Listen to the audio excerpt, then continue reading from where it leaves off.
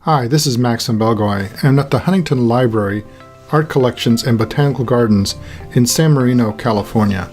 I wanted to share with you an exhibition on research located in the former boardroom of the library building.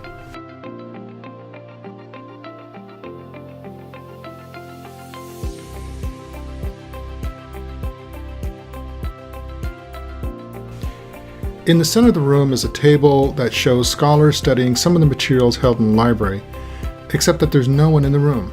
It's a digital projection on the tabletop. There's no sound or voiceover in the exhibition. You simply watch the hands go in and out, opening folders and closing books as they go about their work. The technology is simple.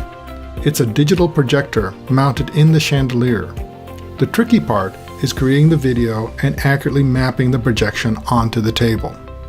It's another example of using video in creative ways in museums and historic sites.